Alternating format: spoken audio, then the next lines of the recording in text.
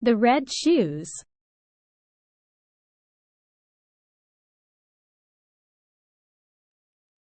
There was once a little girl who was very pretty and delicate, but in summer she was forced to run about with bare feet. She was so poor, and in winter wear very large wooden shoes, which made her little insteps quite red, and that looked so dangerous. In the middle of the village lived old Dame Shoemaker. She sat and sewed together, as well as she could, a little pair of shoes out of old red strips of cloth. They were very clumsy, but it was a kind thought. They were meant for the little girl. The little girl was called Karen. On the very day her mother was buried, Karen received the red shoes, and wore them for the first time.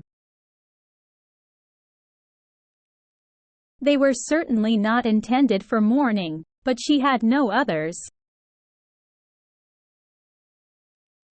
And with stockingless feet she followed the poor straw coffin in them.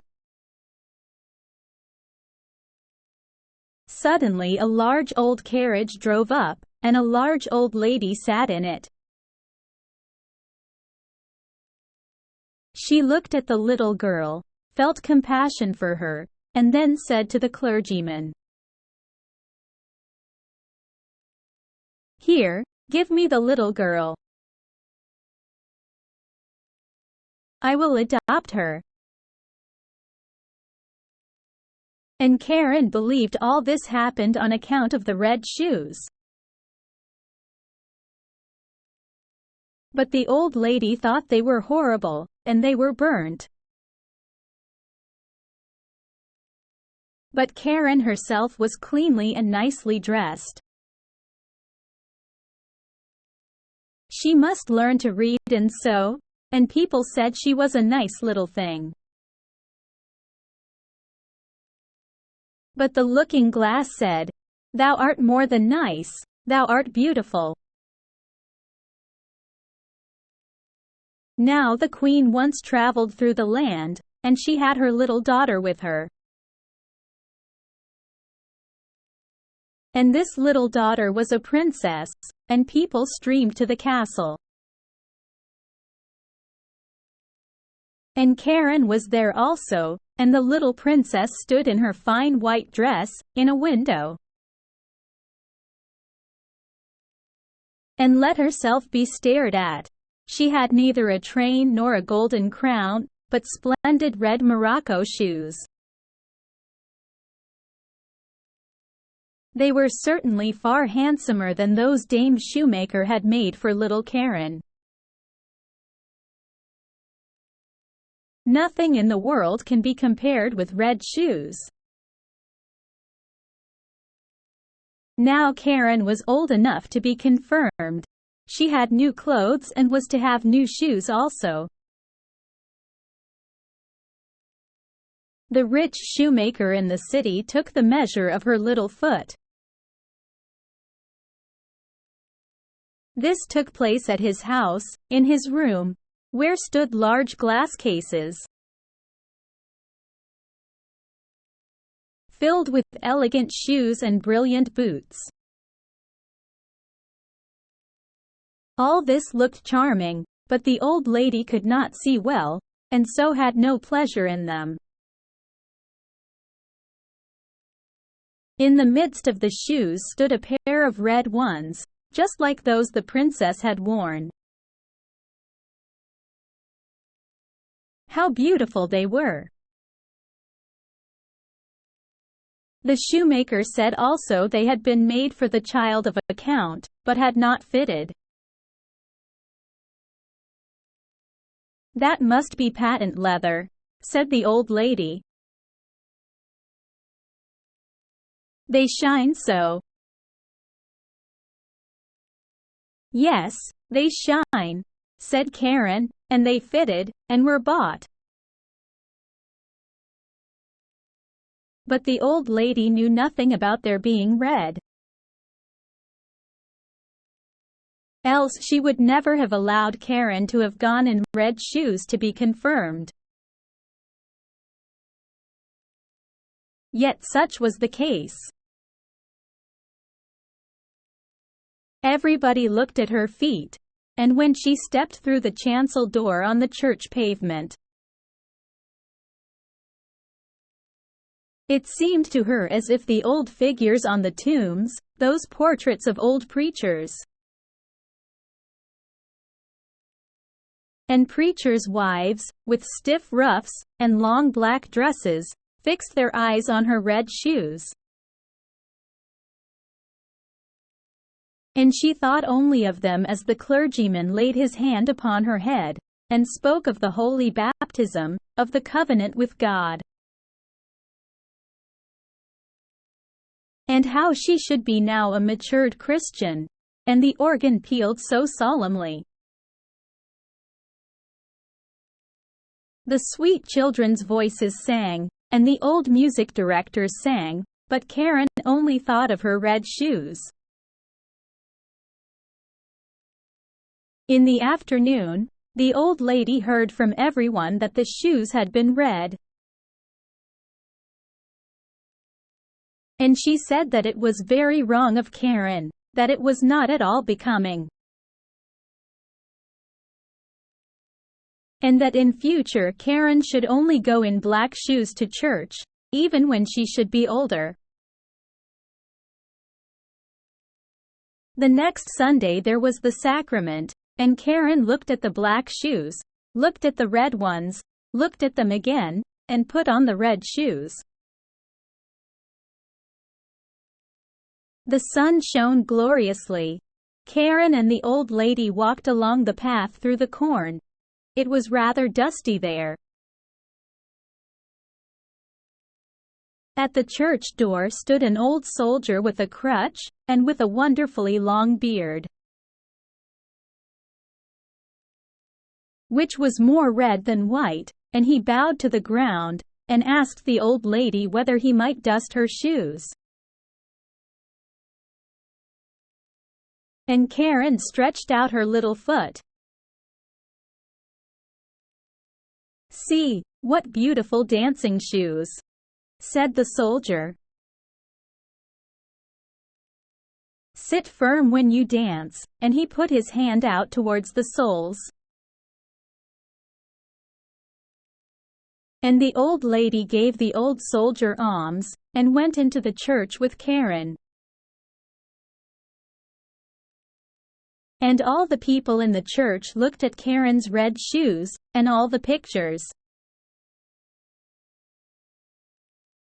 And as Karen knelt before the altar, and raised the cup to her lips, she only thought of the red shoes. And they seemed to swim in it. And she forgot to sing her psalm, and she forgot to pray, "Our Father in heaven." Now all the people went out of church, and the old lady got into her carriage.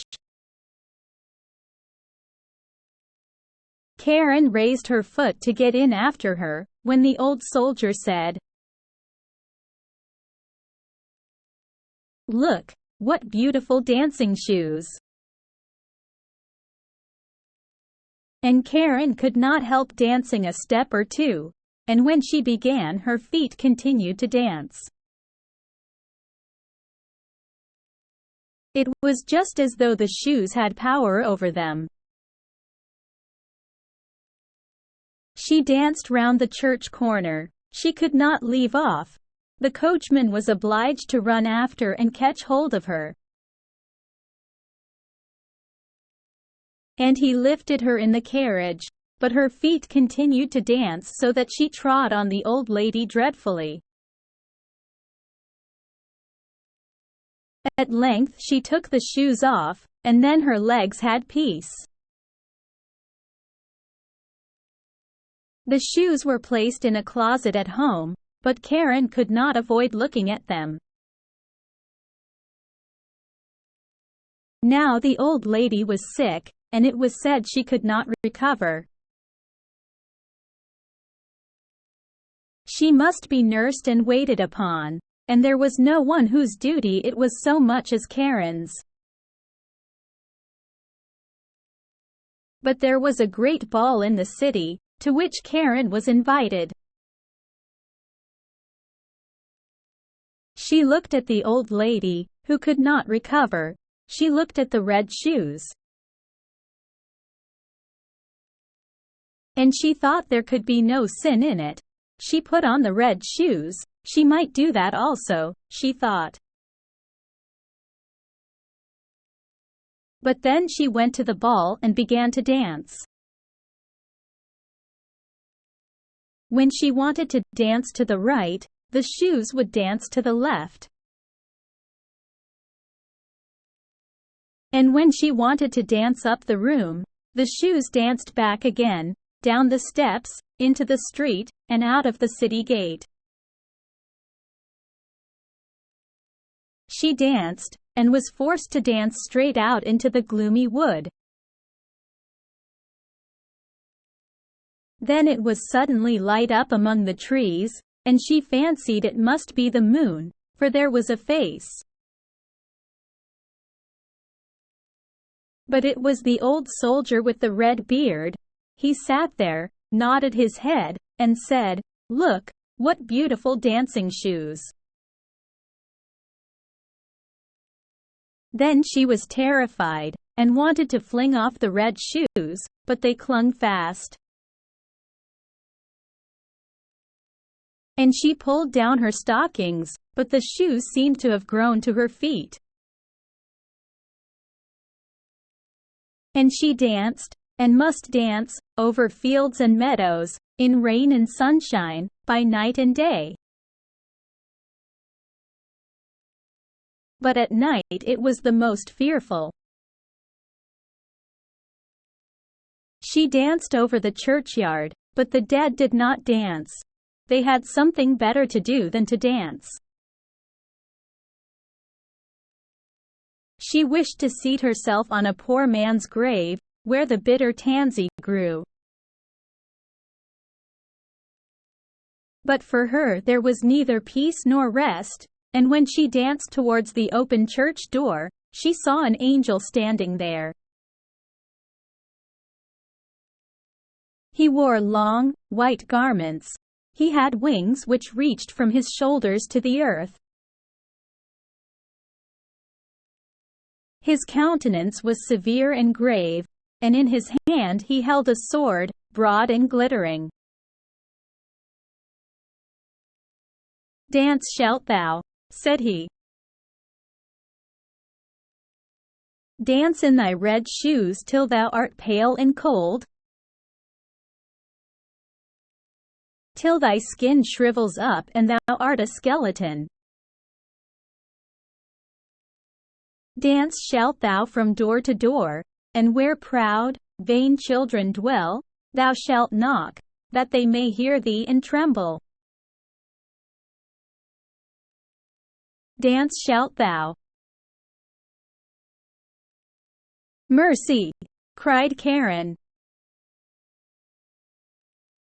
But she did not hear the angel's reply, for the shoes carried her through the gate into the fields, across roads and bridges. And she must keep ever dancing. One morning she danced past a door which she well knew. Within sounded a psalm. A coffin, decked with flowers, was borne forth. Then she knew that the old lady was dead, and felt that she was abandoned by all, and condemned by the angel of God. She danced, and she was forced to dance through the gloomy night. The shoes carried her over stack and stone. She was torn till she bled. She danced over the heath till she came to a little house. Here, she knew, dwelt the executioner, and she tapped with her fingers at the window, and said, "Come out! Come out! I cannot come in, for I am forced to dance." And the executioner said, "Thou dost not know who I am, I fancy? I strike bad people's heads off, and I hear that my axe rings." "Don't strike my head off," said Karen. "Then I can't repent of my sins. But strike off my feet in the red shoes." And then she confessed her entire sin, and the executioner struck off her feet with the red shoes. But the shoes danced away with the little feet across the field into the deep wood. And he carved out little wooden feet for her, and crutches, taught her the psalm criminals always sing. And she kissed the hand which had wielded the axe, and went over the heath. "Now I have suffered enough for the red shoes," said she. "Now I will go into the church that people may see me." And she hastened towards the church door. But when she was near it, the red shoes danced before her, and she was terrified, and turned round. The whole week she was unhappy, and wept many bitter tears. But when Sunday returned, she said, "Well, now I have suffered and struggled enough. I really believe I am as good as many a one who sits in the church, and holds her head so high." And away she went boldly, but she had not got farther than the churchyard gate before she saw the red shoes dancing before her. And she was frightened, and turned back, and repented of her sin from her heart. And she went to the parsonage, and begged that they would take her into service. She would be very industrious, she said, and would do everything she could. She did not care about the wages, only she wished to have a home, and be with good people. And the clergyman's wife was sorry for her and took her into service. And she was industrious and thoughtful. She sat still and listened when the clergyman read the Bible in the evenings. All the children thought a great deal of her. But when they spoke of dress, and grandeur, and beauty, she shook her head. The following Sunday, when the family was going to church, they asked her whether she would not go with them. But she glanced sorrowfully, with tears in her eyes, at her crutches. The family went to hear the word of God, but she went alone into her little chamber. There was only room for a bed and chair to stand in it. And here she sat down with her prayer book. And whilst she read with a pious mind, the wind bore the strains of the organ towards her. And she raised her tearful countenance, and said, "O God, help me." And the sun shone so clearly, and straight before her stood the angel of God in white garments. the same she had seen that night at the church door. But he no longer carried the sharp sword, but in its stead a splendid green spray, full of roses. And he touched the ceiling with the spray, and the ceiling rose so high. And where he had touched it there gleamed a golden star. And he touched the walls, and they widened out, and she saw the organ which was playing. She saw the old pictures of the preachers and the preachers' wives. The congregation sat in cushioned seats, and sang out of their prayer books. For the church itself had come to the poor girl in her narrow chamber, or else she had come into the church. She sat in the pew with the clergyman's family, and when they had ended the psalm and looked up, they nodded and said, "It is right that thou art come." "It was through mercy," she said. And the organ pealed, and the children's voices in the choir sounded so sweet and soft. The clear sunshine streamed so warmly through the window into the pew where Karen sat. Her heart was so full of sunshine, peace, and joy, that it broke. Her soul flew on the sunshine to God, and there no one asked after the red shoes.